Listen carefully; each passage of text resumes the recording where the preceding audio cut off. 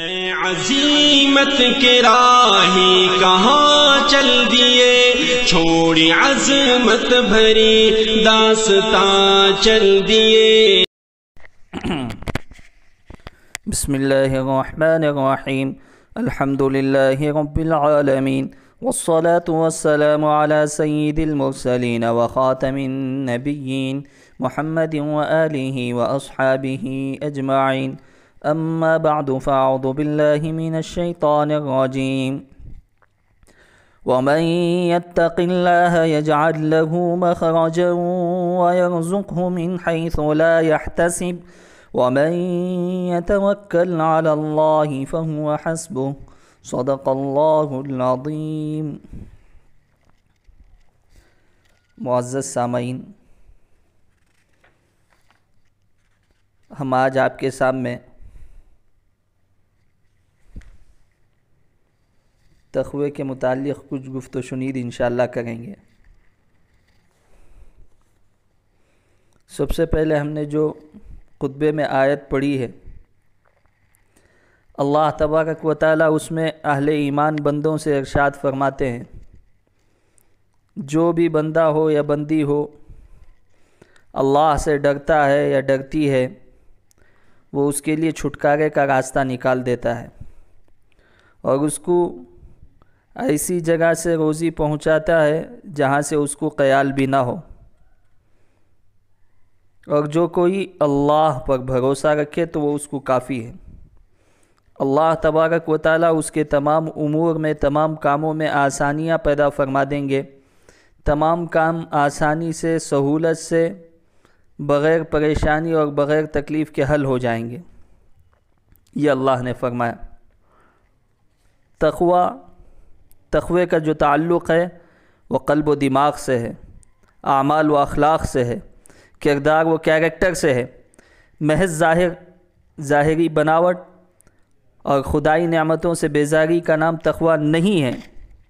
اسی طرح ہر آن پرہیزگاری کو اپنانے والے کو متقی کہا جاتا ہے، جس کے ظاہر و باطن میں فرق ہو، تنہائی اور مجمع میں فرق ہو اور قول و فعل میں ٹکراؤ ہو، وہ تقوی کی دھول کو بھی نہیں پہنچ سکتا۔ آج کل بہت سارے لوگ ظاہر پر تقوی کا مدار رکھتے ہیں، بلکہ جس کا ظاہر اور باطن یکساں ہوں، مجمع اور تنہائی یکساں ہوں، بات اور عمل دونوں یکساں ہوں، وہ اصل تقوی ہے۔ چنانچہ جناب محمد رسول اللہ صلی اللہ علیہ وسلم نے ارشاد فرمایا، فَتَقْوَى اللَّهِ فِي السِّرِّ وَالْعَلَانِيَةِ، اگر تم نجات چاہتے ہو، اگر تم کامیاب ہونا چاہتے ہو، تنہائی میں ہو یا مجمع میں ہو، ہر حالت میں تقوی اور پرہیزگاری کو مضبوطی سے تھامے رکھو، معاصی اور گناہوں کے کاموں سے اور حرام چیزوں سے بچتے رہو، اور چھپ کر بھی کبھی اپنے خدا کی نافرمانی نہ کرو۔ نتیجے میں اللہ تم کو وہ سب کچھ دے گا جس کا تصور بھی تم نہیں کر سکتے۔ اسی لیے جناب محمد رسول اللہ صلی اللہ علیہ وسلم نے حضرت ابو ذر رضی اللہ تعالیٰ عنہ کو نصیحتیں فرمائی۔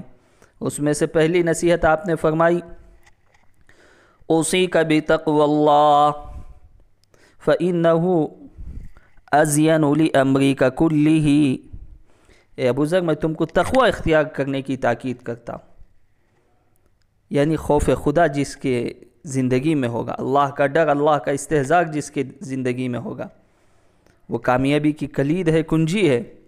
یہی وہ صفت ہے جو اللہ اپنے خاص بندوں کو عطا کرتے ہیں، گناہوں سے بچاتے ہیں، اور اسی طرح معاصی کے قریب جانے سے بھی اس کو نفرت اور چڑ پیدا ہو جاتی ہے۔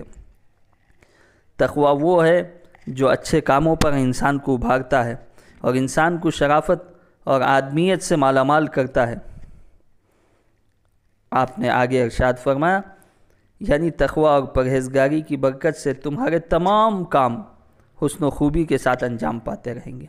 فَإِنَّهُ أَزْيَنُ لِأَمْرِكَ كُلِّهِ، یعنی دینی کام ہو یا دنیاوی کام ہو، ان کا تعلق خواہ عقائد سے ہو یا اعمال سے ہو، باتوں سے ہو یا اعمال سے ہو، گناہوں سے نواہی سے بچنے کا ہو یا اللہ کی اطاعت پر چلنے کا ہو، اللہ کی اطاعت کا ہو یا رسول کی فرما برداری کا ہو، اسی طرح تجارت اور کاروبار کا ہو یا ملازمت و سروس کا ہو، کھیتی باڑی کا ہو یا حکومت و سیاست کا ہو، اگر انسان متقی ہے کسی بھی فیلڈ میں ہے تو اللہ کی جانب سے ہر میدان میں کامیابی اور کامرانی اس کو نصیب ہوگی، اور اس کے تمام کام خیر و خوبی کے ساتھ انجام کو پہنچیں گے، کیونکہ زندگی کے وہ جس میدان میں بھی قدم رکھے گا اللہ کا خوف اس کے دل میں رہے گا، جس کی وجہ سے وہ ناجائز اور حرام امور سے بچے گا، اللہ کے غضب کو بھڑکانے والے کاموں سے بچے گا، اور شریعت اسلامیہ کے دائرے میں رہ کر کے ہر میدان